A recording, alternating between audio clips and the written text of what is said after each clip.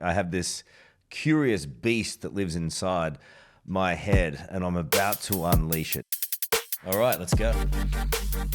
Big Chocky, thanks for joining the Karl Stefanovic show. Thank you very much for having me. Happy to be here. Big Chocky, where does that come from? Mate, big and black. Can you say that? Can I say that? Mate, I can say it. I don't give a fuck if I'm not meant to. Now, I'll keep the swearing out for the rest of the day. No, you're right. You're right. You just be you, because I'm not going to cross you. Not with a frame like that. What does your mum call you? Christopher. Don't even try it. I can see you're itching for it. So, Christopher, we'll go with Big Chocky. Yeah, mate. It's been a turbulent time in this country, and I love this country. Yep. As I see you do. What's wrong with Australia right now? Mate, we're living in a time where there are so many people that live here that evidently hate this country because they've been brainwashed to think that it's not okay to be patriotic, really. And then on the flip side of the coin, you have people like myself and other people out there, your everyday Joes, that love Australia. So what we've landed with is this perfect game of divide and conquer, that one side love Australia, the other side hate Australia, but we all live here, don't we? Let's start with the positives, because I'm going to climb into all of that. Yeah. But what do you love about this country? Mate, it's hard not to say everything, really. Everything other than the politicians, to tell you the truth. Like, I love our outback. I love the wildlife. I love the opportunities that we have in a country like Australia. I love how safe it is, irrespective of what we do see sort of bubbling to the surface now. It still is a relatively safe country. I love, you know what? It depends where you live, because this doesn't exist in Sydney anymore, but I'm out mid-north coast. I love the fact that I can wave to my neighbours and say hello still, and I can let my kids play on the street and I know they're safe. And there are many countries where you can never do that, So I feel as though that sense of mateship, belonging, they're two main pillars of why I love Australia. And it's still very much a thing where I live, which is amazing. Like, I got out of Sydney at the end of 24 because all of that disappeared for me and my family. Like, we didn't have the mateship, you didn't have those things, but we've found it again somewhere else, which is great. Tell me about that move out. Man, I was in construction for as long as I can remember. I left school at 17 in construction, and my parents moved to the Hunter. My partner's parents moved to Port, and I was just stuck in that workflow of trying to just survive in Sydney. Two kids, yeah, the grind, man. It really was. And I was in cranes, and we make great money, right? Like $4,000 a week clear, working 90-hour weeks, big hours, but good pay for construction. Even we were struggling. So then I thought, something's got to give, And my missus, Courtney, or my wife-to-be, always has believed in me, man, and I'll shout her out in everything I do. If it wasn't for her saying, try something new, I never would have moved. I would have still been sitting in a crane box doing this like an idiot, right? And I jumped into online coaching, and, man, within 4 months of doing it, I was like, righto, let's go. Like, burn the boats, forget construction, and just take off. And that was the start of 2025. When you're in a crane on your own for a long time. Mate, a very long time. I see them and I'm transfixed by them. Yep. But is that where you started to percolate the ideas? Yeah, man, pretty much. So fitness was a big thing for me while I was in the cranes. I got really overweight during COVID. I was an alcoholic during COVID. I was partying way too much during COVID over weekends and whatever. And I find that very hard to believe. And man, cranes for me towards after that COVID time, I'd sit in there and I'd research into fitness. Like, I already was a qualified PT, but I started digging deeper, and I started thinking about why in my life I'd gone through the things that I'd been through in my crowds, or why my crowd of friends had. And I came to this conclusion one day, is that we had no positive role models, man. You open up your phone on social media and you just get people flexing their money, their party lifestyle, their muscles, whatever it may be, right? And it just makes you feel like shit. You're like, why aren't I them? There was no one really real, and then I looked into more the positive role model of when we were on the streets doing dumb stuff. All the older lads, they didn't tell us to not go and do something illegal. They'd just say, oh, go do it. It's funny. No one wrapped you over the back of the head and said, pull your head in. And that was where the coaching sort of really came to fruition for me. I was like, you know what? Let's start up Mac coaching, make a change coaching. And yeah, man, it was all from just sitting in a crane. What's going on out there with young boys? Because I really worry about them. Yep. And there's so many positive male role models out there in our armed forces, for example, our cops, our guys who really give back to the community. But ultimately, the armed forces is the greatest example, I think, of giving back to your country if you're going to put your life on the line for the country. For sure. But there's a huge gap now. I think there's a multifaceted issue at hand, man. We've got so many children that have gone through traumatic events, and unfortunately our Western medical system don't focus on the trauma. They focus on a Band-Aid fix. Here you go, have some SSRIs, antidepressants for those that don't know. Have that'll solve your problem. It won't solve your problem. It'll make it worse. It'll just stay in the back of your mind, and when you come off those drugs, everything's still there. So that's something that I've seen. I've personally helped people work through traumatic events, and I've also got coaches that I work with that for some of my clients that I can't help, I move them on to another coach. And I watch these people flourish when they start to deal with the trauma from young. So that's something that does lead children down an average path. Like myself, for example, being adopted, man, when I started to get into puberty and didn't have that sense of belonging with my family, that led me to the drug and the drink, because I was like, who am I? You know, and I didn't know how to handle that. And my parents don't know how to handle that because they don't feel what I feel, you know? So that's one of the problems. Again, as well, you look at, again, social media, there's this massive thing that crime's cool. It's not. There's nothing cool about it. There's nothing conventional about your upbringing. Not at all. You just mentioned that you were I'm a adopted. curveball, man. Massive curveball. Adopted from Colombia, 2 months old. I actually just found a photo album that my mum had made the other day of the handover in the orphanage and everything, which was a nice sort of trip down memory lane, so to speak. Just a gentle reminder of where I could have been living life, you know, but you know, far from conventional. How do you actually have a sense that's positive out of all that? Man, the way that I see it, so I feel as though in my teens it was a very negative. I was like, oh, why would my biological mum give me up, and why would all these things happen to me? And one day, man, I ran into someone and he goes, wow, what a story. He's like, you're so lucky. And I was like, huh? And he goes, yeah, man, you're so lucky. Like, you're blessed. You got the gifts. Like, that's the lot. You won the lotto of life, he said. And I started to ponder on what he said to me, and I thought, wow, like I could have been in a third world country with nothing, but instead I got brought to the best country. This is why I stand up for this country, because I understand how little I could have had instead, you know? And yeah, man, that's pretty much the wrap. So you have that perspective. Let's fast forward now. Let's track into and zero in on this proliferation of alternate sources of opinion out there. It's raging now on social media accounts where they used to get about in their, you know, kit, the banana hammocks and whatnot. And I have been tracking it for a couple of years. I got onto you about 7 months ago, and I was blown away by you in the way that you articulate and the way that you, for want of a better word, perform, but the way mostly that you connect. So it starts out with, I think on January 26th last year, you did a post on this pedophile. Let's have a listen to it. Matraville, New South Wales, yesterday from what I believe. A friend of mine just sent this to me. 2 fat fucks tried to pick up a child. Child ran, called mum for help. Mum went to pick up child, brought him back, and fat fucks were still waiting outside. If this was my son, their car would have been written off, and that fat fuck would have been darker than me. Protect your children by educating your children that these things happen and these people exist. Protect, be vigilant, be proactive. Chocky out. Bravo.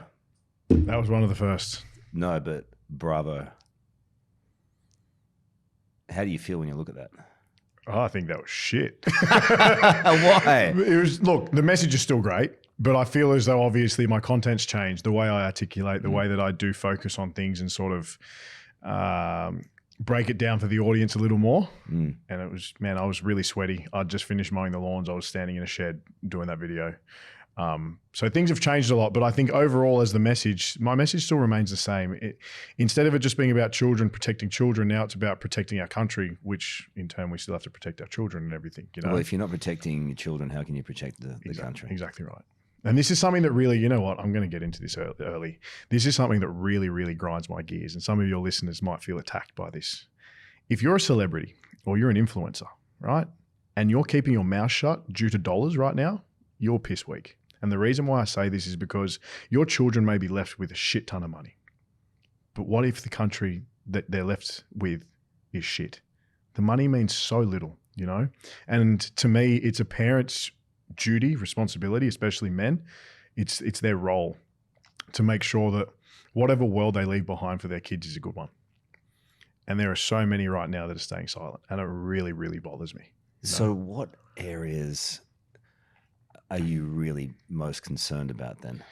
Look, right now, I believe, contrary to that, right now we need to speak about how we're seeing government failure in Australia and how we're seeing the government divide people so simply, right? Although it's a misconception that so many people think that I'm a racist or I'm a whatever they want to label me, an Islamophobe or I'm anti-Semitic, right? Above all I ever want is unity, right? I want to be able to sit down like I am with you, and I want to be able to say, right, well, these are my opinions, you've got yours. I don't want to hurt you over them, where so many people do now. You know, we look at the Australia Day marches that we just saw in Melbourne, and there were people from the Invasion Day rallies literally attacking elderly people for having an Australian flag on. Like, how intellectually retarded is someone to do that? You know, you're literally attacking an old person for being proud of the country that they've been born and raised in, you know? So personally, I feel as though right now the thing that we all need to target is the fact that A, above all, we're human beings, but B, we need to look and see that the people at the top are the ones creating the rift at the bottom. But what are you, Chocky? What do you mean, what am I? How would you define what you are? In what camp? Because the whole world wants to put people... This is a good question, man. Good question. So people always, especially as of late, because I've been seen with Pauline Hanson, I've spoken with her, I've been seen with Bob too. No one accused me of... Yeah, they want to say all these things, right? I'll say it happily on here and I'll say it on my own platform. I am by no way, how do I say this? I'm very skeptical of politicians. Very, very skeptical. Until I see a politician stay true to everything that they've said, I'm not going to use my platform to tell people who to go and vote for. I'll happily educate people on how to vote so they know who they can choose or how to choose the people they want to choose. But I wouldn't personally say I align with one party or another in any way, shape or form. As far as I'm concerned, across the course of my 29 years in this earth, they're two wings of the same bird, and they always have been. Tell me about your process, because we will climb into the politicians in a little bit. Mm-hmm. I think it's going to be hard not to for you, champion. and I want to be careful with this, but if you don't want to reveal anything, please don't. But what's your process like? Does Big Chocky wake up in the morning, you know, ready to rumble, you know, like the SAS, like let's go? Generally, man, I'm pretty cool, calm, and collected in the morning. I'll get up early. I'll go to the gym before I even start scrolling on anything. What time do you get up in the morning? It varies. I like to get up around 3:30. 3:30 is a normal day. You're working my hours. Yeah, get to the gym, get that out of the way, come home. I've probably found a news story that pissed me off while I'm at the gym. How are you consuming the media? I'll just scroll Instagram sometimes while I'm training. Depends. Look, it really depends on my morning. Like, there's TVs in my gym that show the news, and I see your head there sometimes if I'm running late for the gym. How does that make you feel? Not bad. It could be worse, right? But I think to myself, if there's a story in there that's really engaged me, and then from there, when I get home, I'll say, righto, time to unload. It's not just your opinion here. You've put a bit of work into it. It's a must, man. Like, with the following I have now, I can't go and repeat fake news. You feel a sense of responsibility. Have to. How do you do that? And let's backtrack just a fraction. Yep. Because I've done 20 odd years on the Today Show. I know immediately by looking at multiple media sources what is going to mean something more to the Australian public. Mm-hmm. Instinctively now. Of course, yeah. Is that the same for you? Pretty much, man. I've started to work out what does stick and what people need to know about as well. Like, if I see a story that's getting no coverage from a lot of the other news channels, but I know that my audience need to know about it, I'll go for that, right? But for an example, the other day, again, contrary to what people think I'm very one-sided with what I report on. So again, Australia Day, we saw a makeshift pipe bomb thrown into a crowd. I think it was in Perth, right? And I got bombarded in my comments the night before saying, why aren't you talking about this? I hadn't heard about it. Yeah. There was nothing, none of my news feed had shown it. So then I went digging and I actually reached out to an Indigenous mate of mine and I was like, hey man, obviously your community know about it.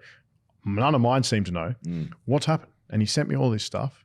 And I was like, I got to talk about this because this is a problem, right? So people think that I'm very one-sided. That's not the fact. Like that's not the case at all. Like I said before, above all, man, we're all human. We've all got to get along. And I made that very clear in that video. I said, if you don't like the fact that I'm sticking up for the other side, you are in fact the problem because you can't see. You obviously look at the comments and you look at the direction of where you might flow.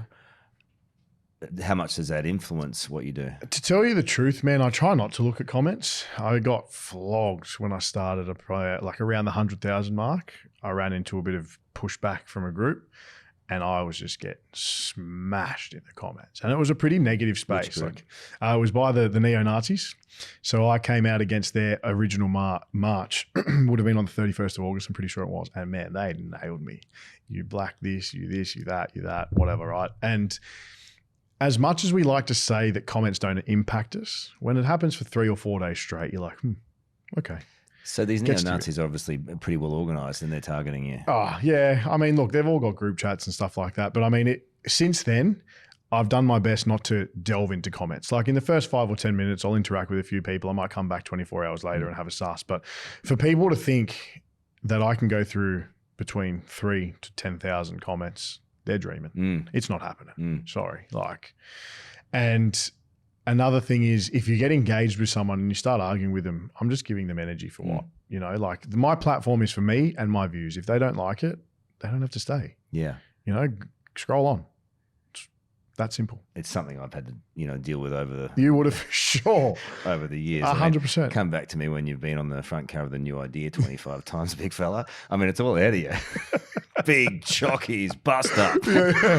Right.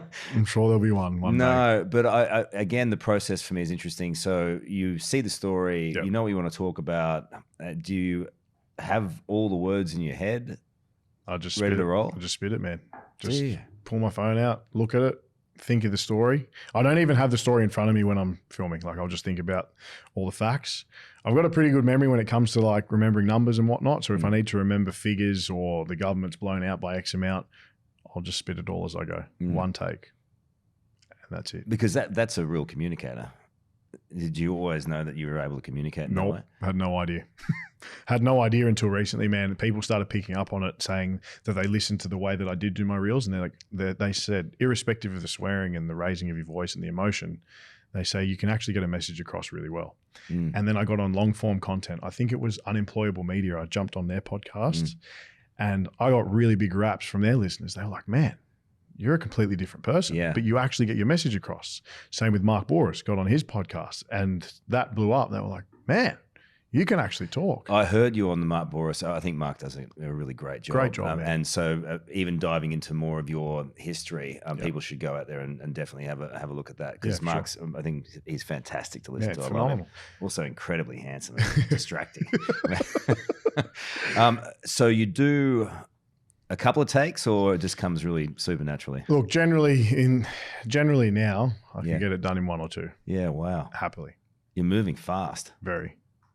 It's just mine's constantly ticking. I have to tell you this because not many people have that ability and it's concise. And, I'm not a person like that can articulate and just roll it out. It takes me ages to think of things sometimes, but I want every word to be right. Right. So I'm, different. You think about it more. And I'm quite an emotional communicator. I'm always connecting emotionally with people and trying to, figure out what makes them tick, even the way that you're looking at me now. I know you're getting emotional. No, I just think that what you do is interesting. And the closest thing to it, sometimes when I wake up in the morning and I have a look at what you posted, the closest thing is it reminds me of my wife when she's really pissed off at me. No, just the succession of words and the emotions. Bang, bang, bang, it's bang. just like, you know what it's like when you maybe get in trouble with your wife. Women are much better articulators at argument when they're angry than men. So you have a unique place in the Australian media landscape. I do for sure. I actually think, man, come to think of it, for a long time as a teenager, I never used my words. I always resorted to violence, especially on the road, man. And that was something that I left behind when I had kids as a 19-year-old. Like, man, I lived a very suboptimal life as a teenager. I was a little piece of shit, right? Nothing to be proud of. But if I hadn't have gone through all of that, I wouldn't be where I am now. So I respect it all. What do you mean you didn't use words?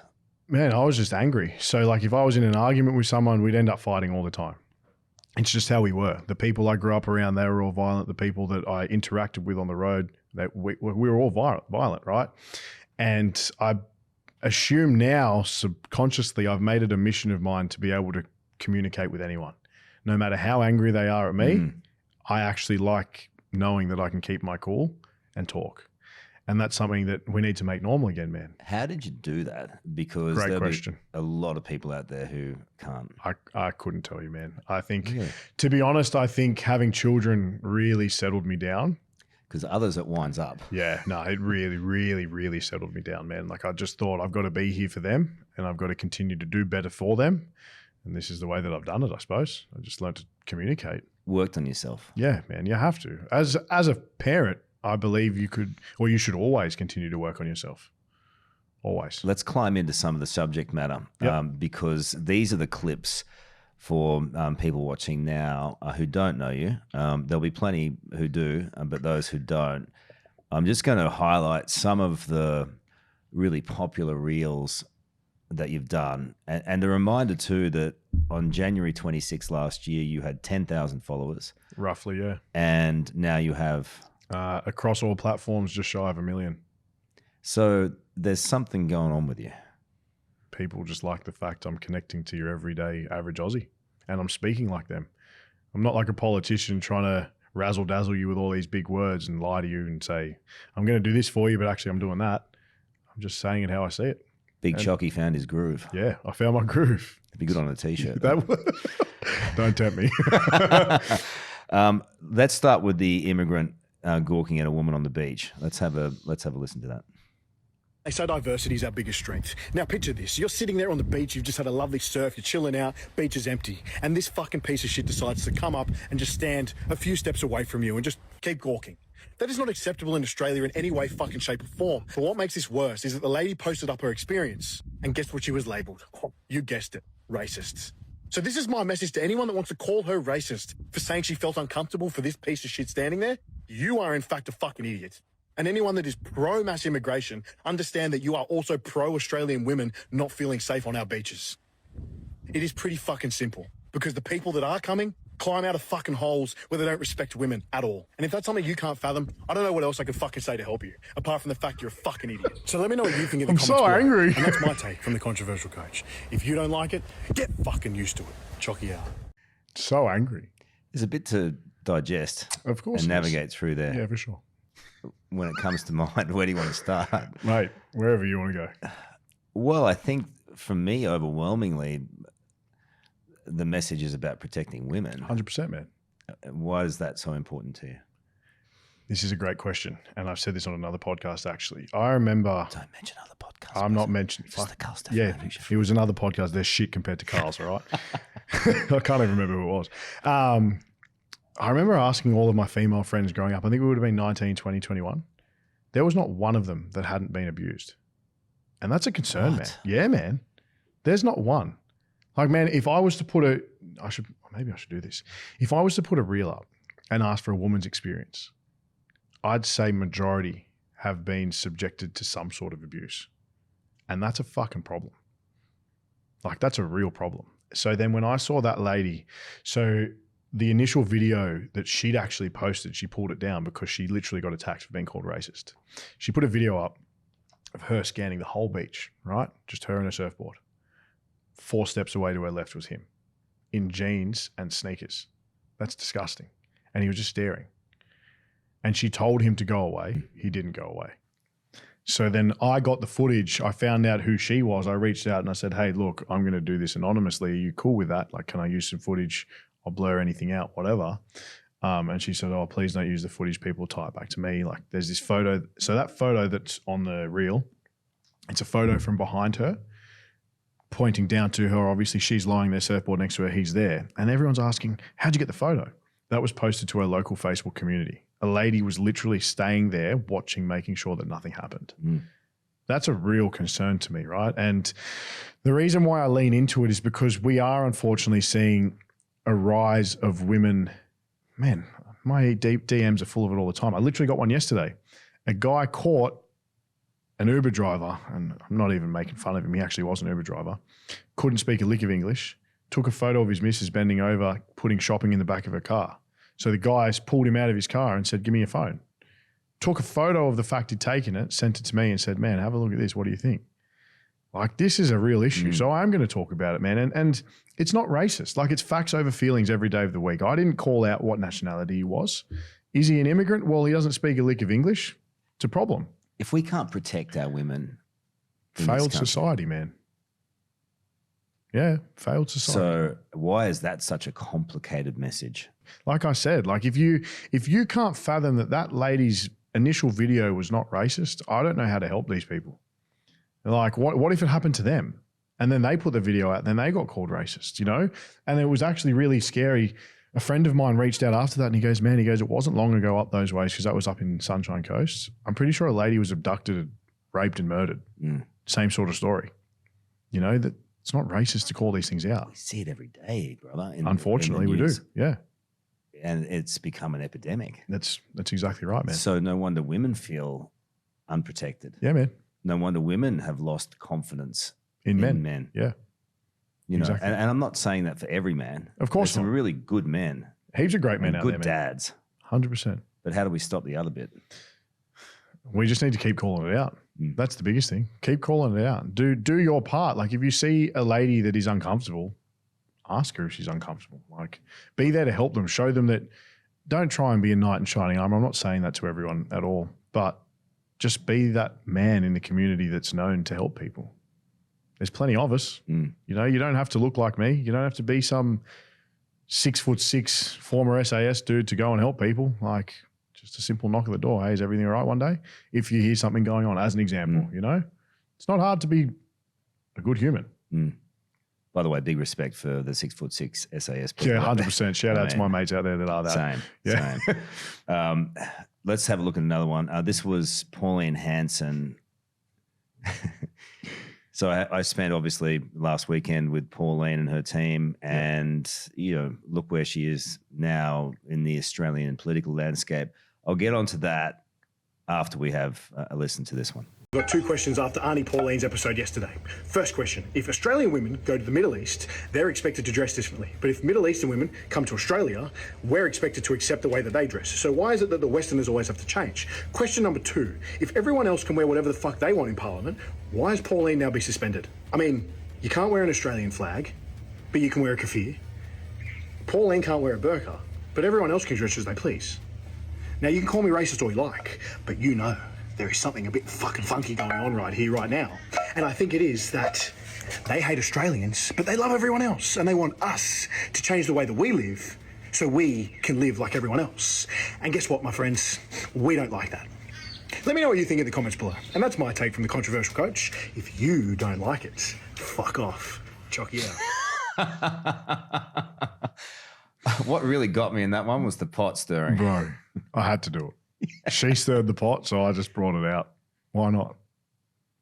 You know, a lot of people say it's just not the time, it's not the place, and it's just a political stunt. But you think the other way. Well, it is a political stunt, 100%. But at the same time, there's a reason why she did it, and it's to show a clear double standard. You know, like I said in that they can wear the keffiyeh in, which is in solidarity with Palestine, and I don't disagree. Like, you should be able to do that, right? But why couldn't Jacinta Price wear the Australian flag? Why couldn't Pauline Hanson wear the Australian flag to stand with solidarity for Australia in Australian Parliament? Like, if anyone can answer that for me, that'd be great, you know, but they can't, man. And when it comes to... I've seen the comments in your... You know, some of those things, and it's like, Chocky's anti-Muslim. Oh, man, they say I'm Islamophobic all the time, and it bothers me because in no way, shape or form I am, right? Like, I've never disrespected their prophet. I've never disrespected the Quran, and I never will, because to me, it's like someone disrespecting the Bible and Jesus Christ. We don't go there, right? But when it comes to, like, I don't agree with Pauline's messaging of banning the burqa. No, leave them alone. Let them do whatever Why they want not? to do, right?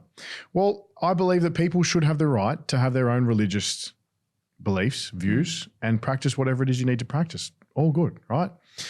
But when it comes to her messaging around this, it was just purely showing a double standard. And that's what it's all about for me. That's why I made the reel on it, you know? And again, back to me being an Islamophobic, whatever they want to call me, right? When I call out Islamic extremism, which is where I get most of the lash or backlash from them, I make it very clear. I say there are extremists that use the religion as a cover. That doesn't mean that I think that your everyday guy that lives or works on the construction site is an extremist. But somehow they twist that to me being an Islamophobe, which is not the case, man. There's extremists in all religions, you know, and that needs to be targeted, and we need to say we're not going to stand for any of that in Australia. All extremism out. All of it. You know, one of the big worries that I've had in the last couple of weeks is that ASIO list. And the fact that these two guys were on a list and then, or one of them was on the list, the Bondi guys, and then offered. I know it's hard for ASIO to track them all, but subsequent to all of that, the fact that there are a bunch of young kids who are attracted to the extremist side who are on the watch list. There are a lot of people out there, and ASIO is not going to be able to track them all. Mate, there's heaps out there. I speak to a fair few people. I've got to be careful how I word this so I don't tell the world who they are. Let's say they're in intelligence, right?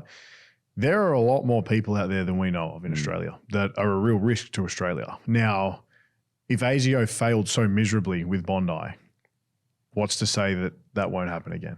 You know, and this is a problem because they did fail, man. And unfortunately, the simplest question or the simplest way to look at it is I'm not even going to use their names. How did the father get a gun license when son was on an ASIO watch list? Riddle me that. That is step one. If I know people that didn't get a gun license because they had a DUI charge on their driving license. I know people that have bikies in the family. They got a gun license under the strict order that if that person comes, you're losing everything. So how does this occur? No one seems to be able to answer the actual question. How did Bondi change you?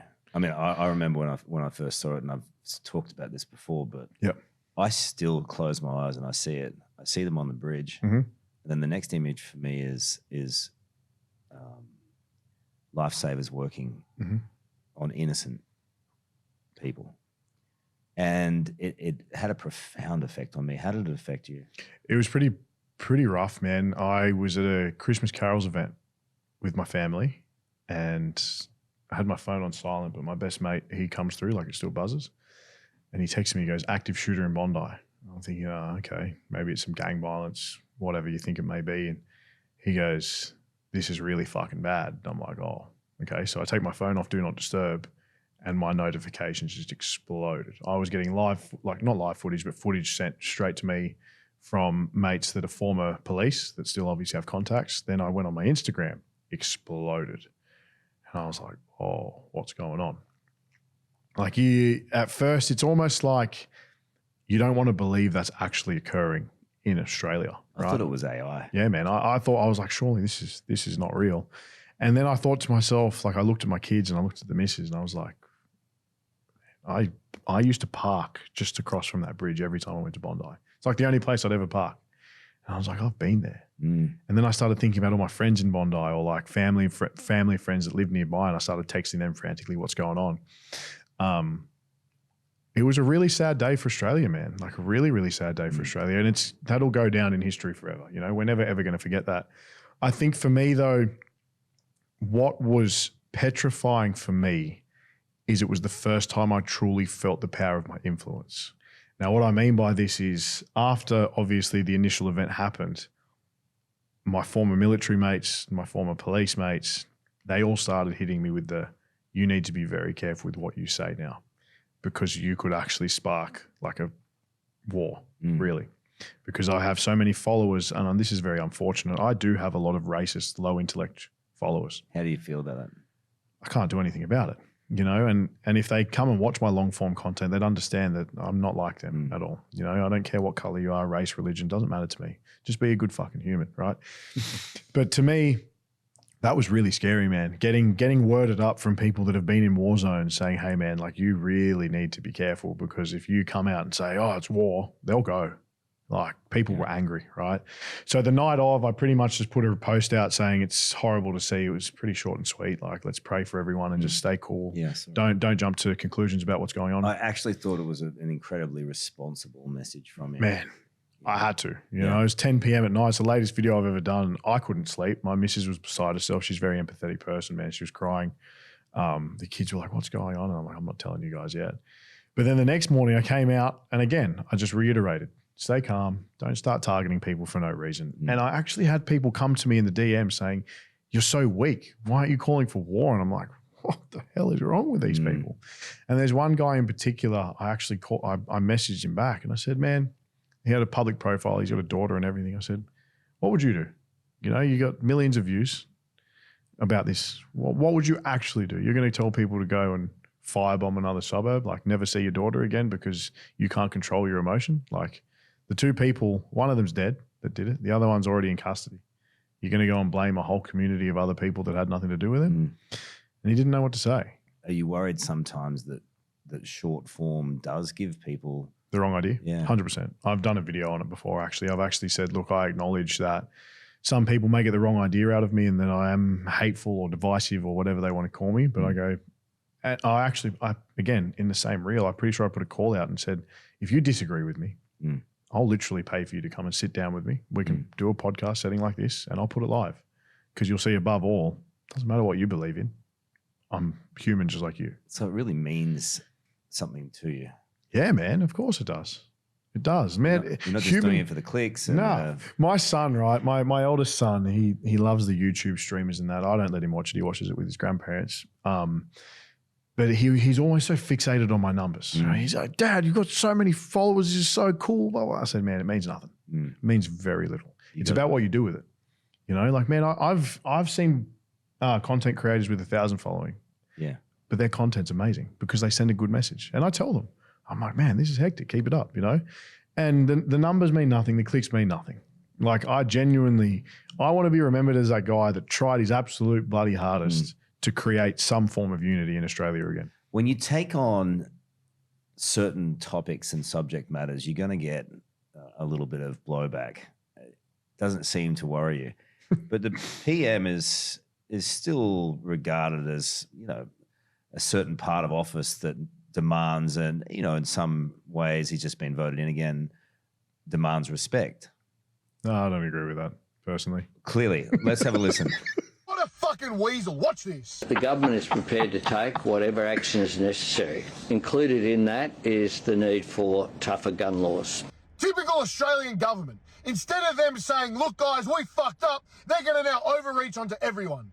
Because apparently the gun's the problem, right? Not the fuckwit behind it. He could have got up there and said, everything that we have done this year has led Australia to this tipping point. He could have said that we allowed the flag to get burnt. We allowed extremist flags to fly on our harbour bridge. We allowed the divide to fester. But instead, no, it's your fault, gun owners. You must be reprimanded. This has been government failure from the 1st of January this fucking year to right fucking now. This weak piece of shit is no leader.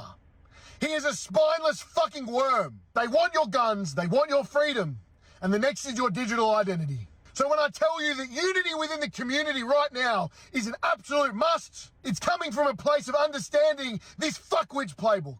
So let me know what you think in the comments below. And that's my take from the controversial coach. If you don't like it, fuck off.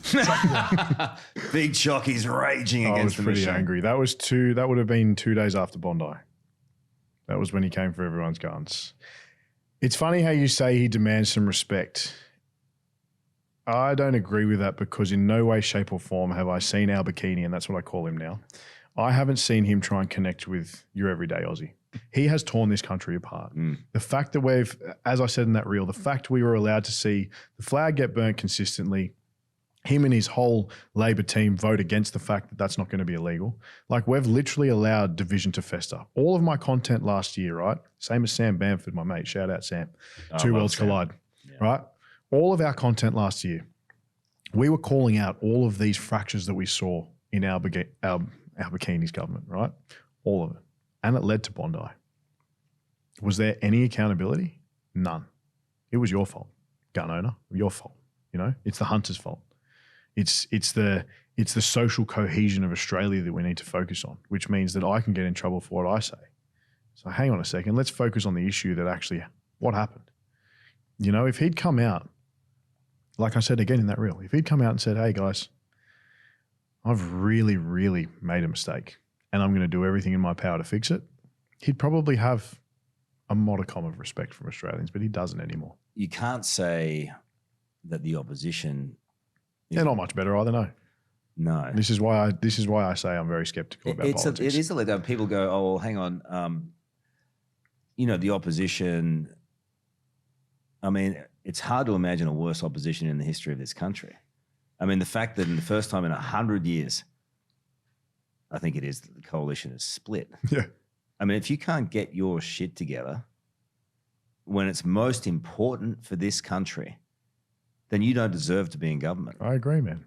It goes for both sides, doesn't it? They both don't, I don't believe they deserve to be there at all, to tell you the truth. Like, where are they leading us? That's the question, you know? And like I said before, Labor or Liberal, either side, we've ended up with the same outcomes, haven't we? Yeah. We've just been on this steady decline. And I said it on Mark's podcast and I'll say it here.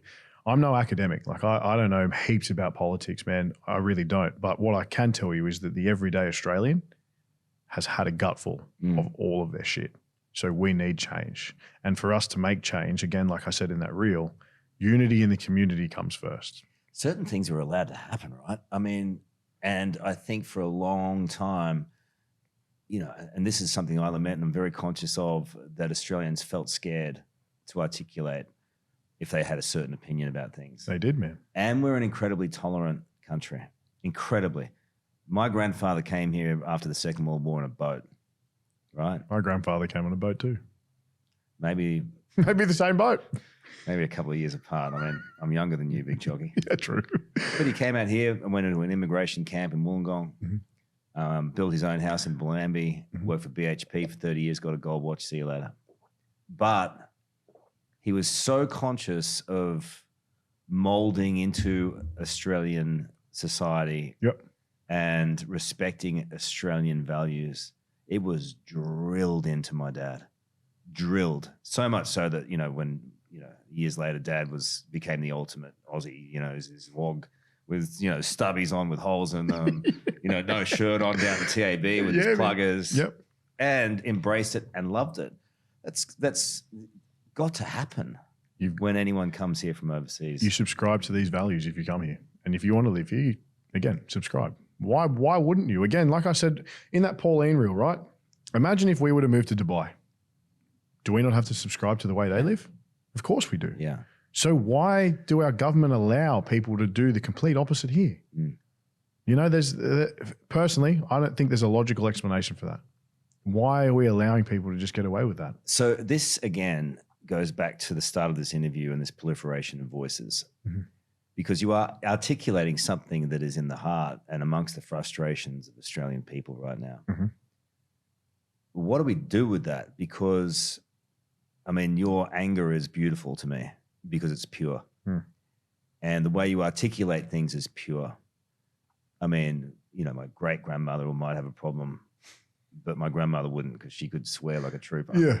God bless her. But what do we do with that? How do we turn a rant? How do we turn anger into change? Great question. How do we reinvigorate the Aussie spirit? How do we bring us back and make sure that we don't go anywhere again? Man, it's a really good question. So I think, look, at a base level, when I say I'd like to see people trying to make change themselves, it doesn't mean get on your phone and scream at it like I do, right? Get involved with get involved with your kids' sports, get involved with the kids' schools, make sure there's no ideologies getting pushed on them there. That's That's ground zero, right? From there, if you want to get involved in parliament or politics, go get involved. Like, people can do it. Anyone off the street can do it. I personally am not going to do it because I'm not corrupt enough to get involved in their system. I was going to ask you that. Have they come at you? I've been sort of offered, not officially to run, but they've been like, oh, you'd be really good. Who for? Bob Catter and One Nation have sort of suggested. They haven't said it as straight as Bob did.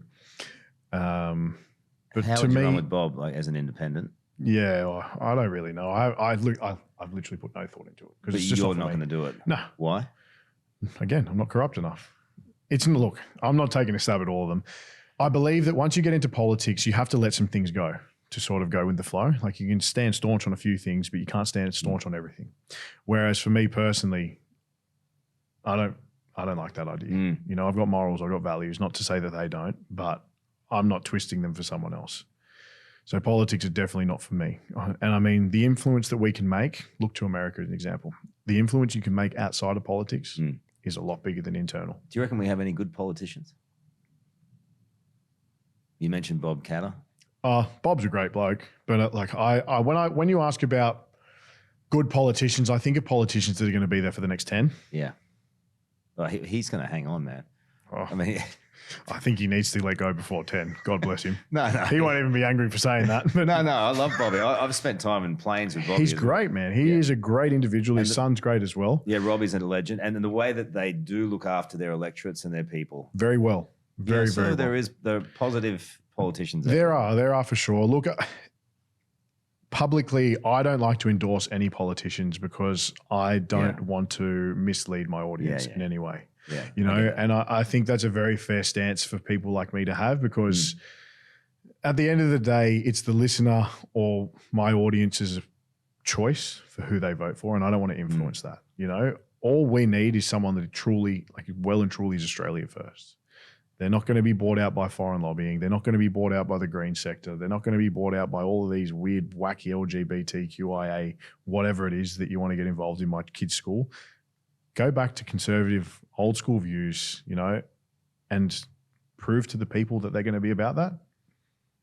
And that's up to the listener to choose. What are you going to do with your power then?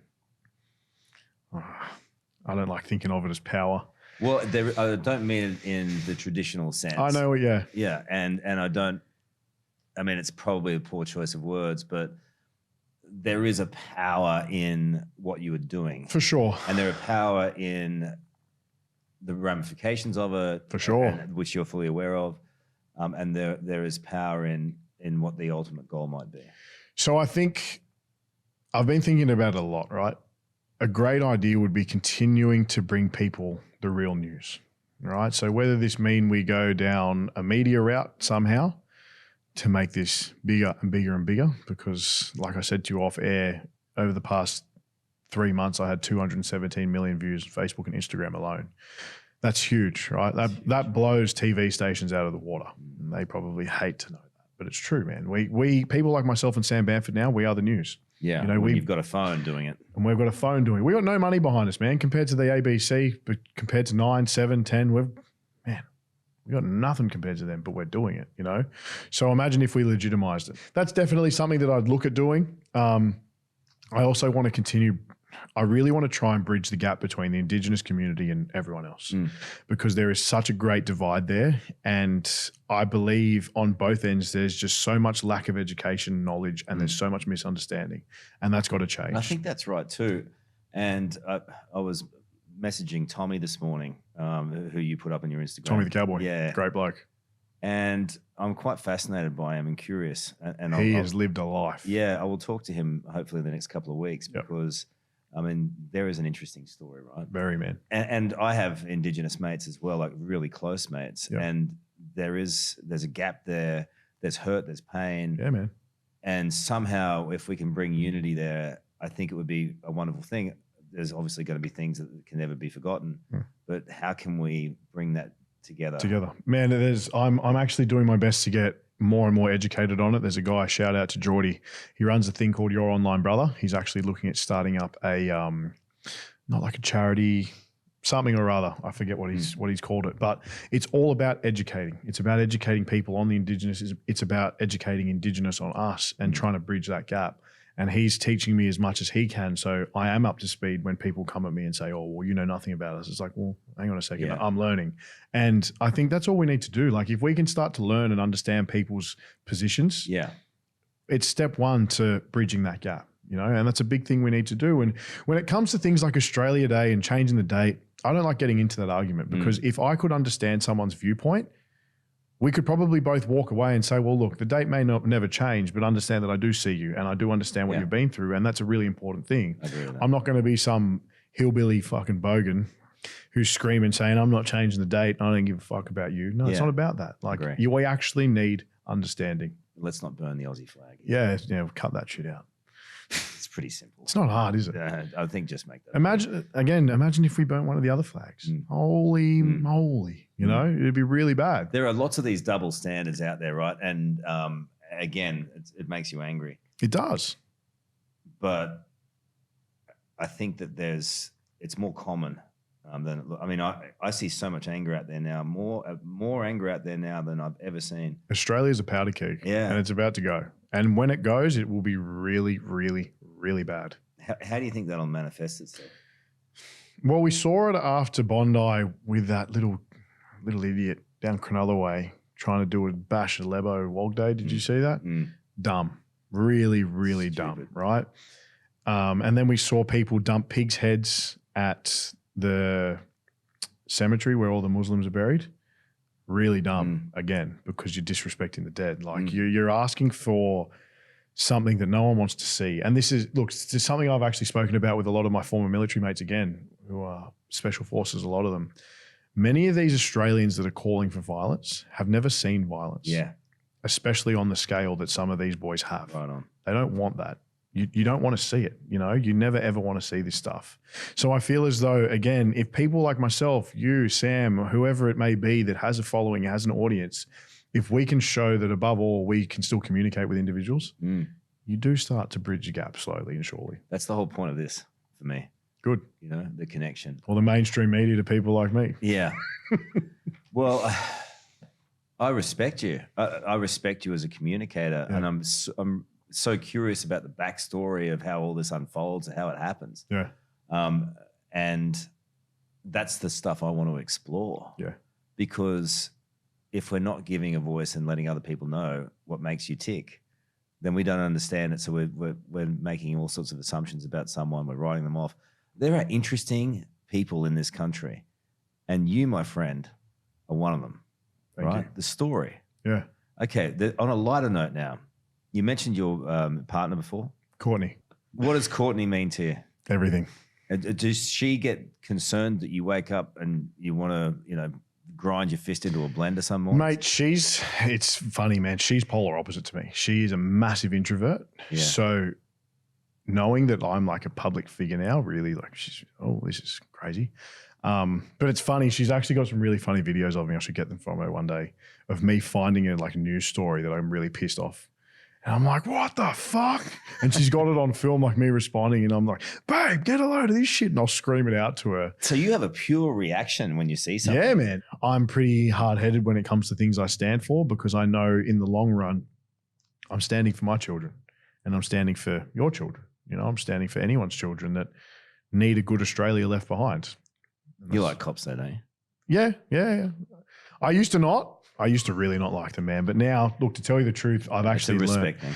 It's a respect thing. But I will take a crack at the brass, the cops at the top, because I get messages from so many police on the ground level.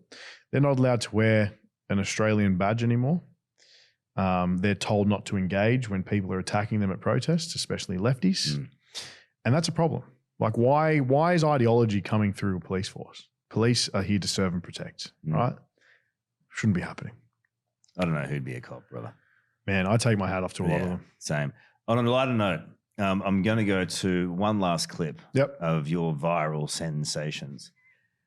And you mentioned before, actually, during this interview, that, you sound angry. And you at times are. 100% I. But you decide to go on this one particular day, you decide to go, I'm going to prove something a little bit different.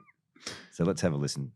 Let's make this Virgin Airlines hostess famous for all the right reasons. Crying baby on board, a very stressed mother, and what does she do? She gets the baby and sues it in the middle of the aisle of an airplane. Now this is what everyone loves to see. So please share this far and wide, and let's pray that Virgin either give her a bloody pay rise or she sees this, as well as everyone's lovely comments. These are the sort of people we need in society now, not the rest of the rubbish that we're stuck with. So God bless this lady. God bless you. God bless Australia. Chocky out. Chocky out. Love it. That's nice, man. You got a big heart. I try. Virgin reached out to her and gave her an email, said good job. That's about it. She now works at Qantas. I did get in contact with She's her. also a sponsor of that. And I'd very much like to thank Qantas for making this interview possible. Where's my free flights? Suddenly a new podcast, bro. Next time you come here, it'll be a lot different. Roger that. No, it was lovely, man. And I like touching on things that are worth touching on, you know. Give credit where credit is due to people all the time. And that, man, that's really special. Like, there was a crying baby on my flight down, and I just thought, I looked over and the mum was freaking out. Like, she was so stressed. And I just think to myself, like, babies are going to be babies, whatever. But it's nice, again, give credit where credit is due. I think the ability for you and the way that you see an injustice or something that needs to be done better is filled with clarity. And also, if you turn your attention to other things, you know, the more you're in this phase, the more power you'll have to see things that you may never have seen before. Yeah. And they can be just as powerful. That's right, man. Yeah. It's exciting. It's exciting. I never used to wake up excited for life when I was in construction. I used to roll out of bed. I loved my job, don't get me wrong. I loved driving cranes and operating cranes and lifting up heavy shit and putting it down, right? I loved it. I really did. But I never woke up excited for life. Yeah. Man, I rolled out of bed the other morning at 4 a.m. when we were away in Brizzy with some great business idea. Yeah. And my missus goes, Courtney goes, why are you getting up? Sleep in. We're on holidays. I go, no. Good idea. Got to get to the laptop. Man, I've never in my life have I done this, you know? Yeah. And now with the connections that I'm building and the people that I talk to, like, we actually have power to make change and do these cool things for people down the track, you know? And life's exciting, man. It goes to show that no matter who you are, right, you can genuinely achieve whatever it is you want. It's crazy. Good luck. Thank you. Carlos out. Chocky out.